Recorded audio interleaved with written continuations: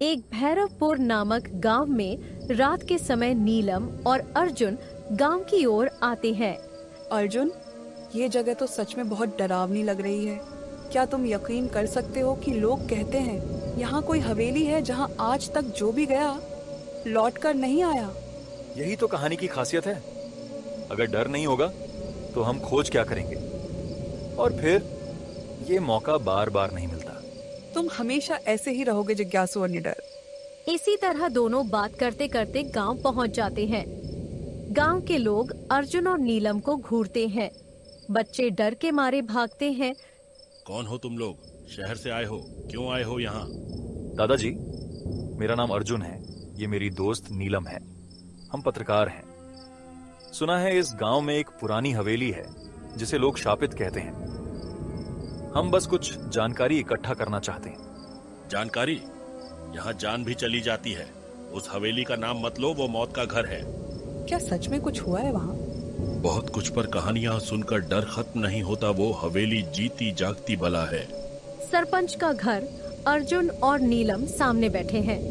देखो, हम तुम पर कोई पाबंदी नहीं लगा सकते, पर उस हवेली के बारे में जितना कम जानो उतना बेहतर है। लेकिन क्यों? क्या कोई सच्चाई नहीं है इस भूत की कहानी में? सच्चाई है, 50 साल पहले एक औरत ने अपने परिवार के साथ वहां आत्महत्या कर ली थी।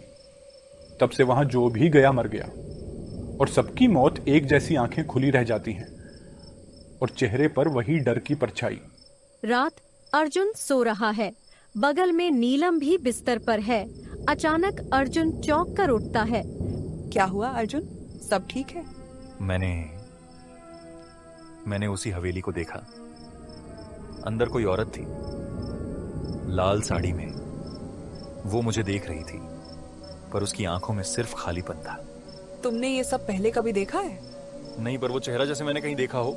अगली सुबह गांव का सन्नाटा। अर्जुन और नीलम हवेली की तरफ बढ़ते हैं। गांव के लोग खिड़कियों से उन्हें देख रहे हैं। मत जाओ बेटा, वहाँ जो गया वो लौट कर नहीं आया। अगर हम डरकर पीछे हटेंगे तो सच कभी सामने नहीं आएगा।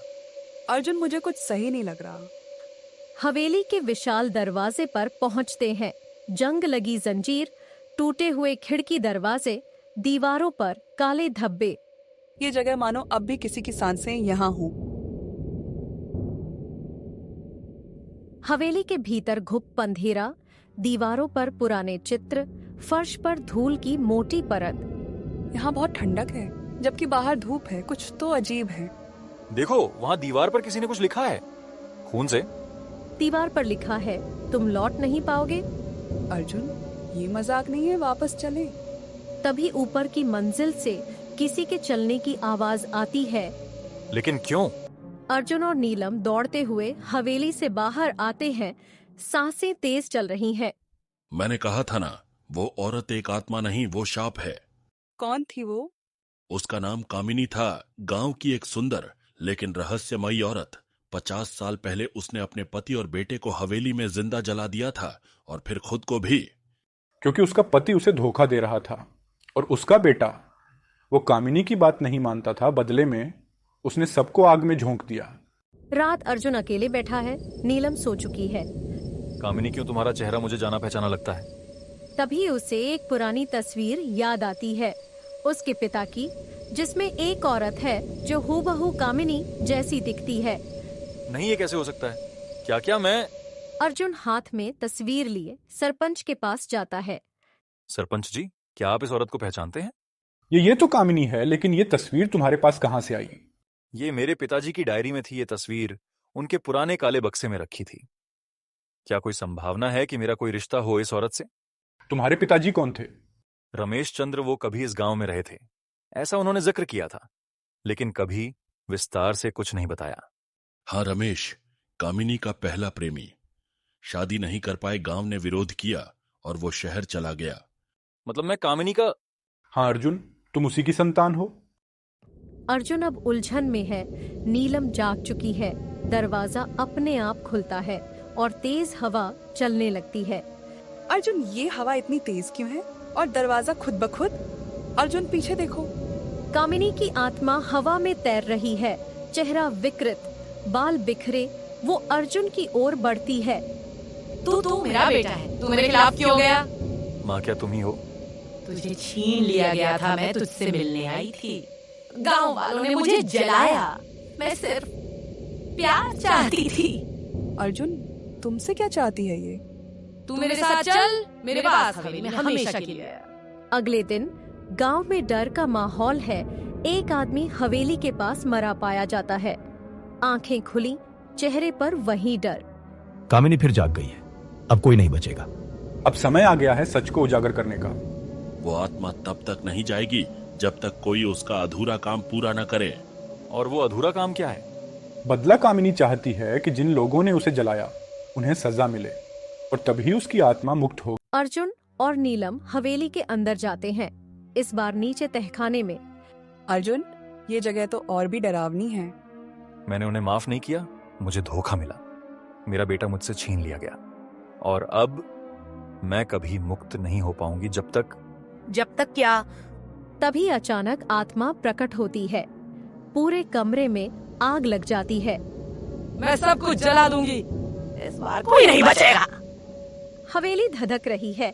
अर्जुन और नीलम बीच में फंसे हैं। माँ, अगर मैं वाकई तुम्हारा बेटा हूँ तो मुझे बख्शो। सच क्या है वो बताओ। तुझे छीन लिया गया था, मैं तुझसे मिलने आई थी। गांव वालों ने मुझे जलाया, मैं सिर्फ प्यार चाहती थी, क्योंकि मैं अधूरी हूँ, अधूरी माँ, अधूरी औरत। माँ, मैं यहाँ हूँ, मैं तुम्हारा बेटा हूँ, मैं तुम्हें माफ करता हूँ और अब तुम्हें भी शांति चाहिए। आत्मा चीखती है, फिर धीरे धीरे आग शांत होने लगती है। कामिनी की आत्मा रूप बदलकर शांत होती है और हवेली में चुप्पी छा जाती है। अर्जुन और नीलम मंदिर की सीढ़ियों पर बैठे हैं, थके हुए लेकिन जीवित। क्या वो अब गई? नहीं, मैं महसूस कर सकता हूँ कुछ अधूरा है। तभी सरपंच और दयाराम वहाँ आते हैं। आत्मा तब तक मुक्त नहीं होती जब तक उसके साथ न्याय न हो। कामिनी के साथ जो हुआ वो सिर्फ एक दुर्घटना नहीं थी, वो हत्या थी। दयाराम एक पुरानी फाइल लाता है, कुछ पुराने गांव वालों के नाम जो अब भी जिंदा हैं। ये रहे वो 5 लोग जिन्होंने कामिनी को हवेली में बंद कर जलाया था। वो निर्दोष थी। लेकिन गांव वालों ने हमेशा कहा कि उसने खुद अपने पति और बेटे को मारा। झूठ। कामिनी का पति खुद शराबी और धोखेबाज था। जब उसने गांव के सामने कामिनी को बदनाम करने की कोशिश की तब कामिनी ने विरोध किया, पर उन 5 ने उसे पागल घोषित कर जिंदा जला दिया। और फिर उसकी आत्मा भटकती रही। अब वो 5 अभी जिंदा हैं, बूढ़े, लेकिन अपने पापों के साथ। हवेली के पास रात का समय अर्जुन अकेला खड़ा है। आत्मा फिर प्रकट होती है, इस बार शांत, रोती हुई। तुमने सच जान लिया बेटा, पर मेरी मुक्ति तब तक नहीं जब तक वो 5 सजा न पाए। लेकिन माँ, क्या बदले में हत्या ही एक रास्ता है? नहीं, मुझे बदला नहीं, मुझे स्वीकार चाहिए। सच सबके सामने आए। मैं नहीं चाहती मेरा बेटा भी मेरी तरह अधूरा रहे। अभी गांव की खुली पंचायत अर्जुन सबके सामने दस्तावेज और गवाह प्रस्तुत करता है। यह रही सच्चाई। कामिनी निर्दोष थी। आप सबने झूठ फैलाया। आप सब उसकी आत्मा को 50 साल से जकड़े हुए हैं। भीड़ में से एक बूढ़े कांपते हुए सामने आते हैं। हमने गलती की थी, हमने उसे जला दिया। हमें डर था कि वो हमारी सच्चाई सबको बता देगी। हमने झूठ कहा और उसी ने हमसे सब कुछ छीन लिया। अर्जुन हवेली के सामने दीप जलाता है। 5 गुनहगार पछतावे की स्थिति में वहीं खड़े हैं। कामिनी की आत्मा धीरे धीरे प्रकट होती है, इस बार चेहरे पर शांति। अब मैं जा रही हूँ, क्योंकि तूने मुझे फिर से इंसान बना दिया। अपने जीवन को डर के बिना जीना बेटा, अब तुझे कोई नहीं रोक सकता। अर्जुन की आंखों से आंसू बहते हैं।